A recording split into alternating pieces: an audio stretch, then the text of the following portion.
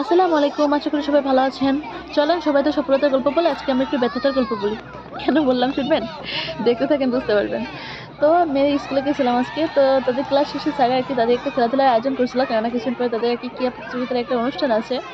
তো স্যাররা বলল ছোট বাচ্চা, নার্সারির বাচ্চা এরা তো কখনো এইভাবে খেলাধুলা করে নাই। চলেন একটু করাই যাতে ওরা খেলা সম্পর্কে আরকি ধারণাটা পায় যে কিভাবে খেলাধুলা করতে হয়। তো ১ম এ ছেলেদের খেলা ছিল। তো আমি মেয়েকে বললাম যে একটু দাঁড়ায় দেখো কিভাবে খেলতে হয়। তারপরে এই যে তাদের টার্ন চলে আসছে।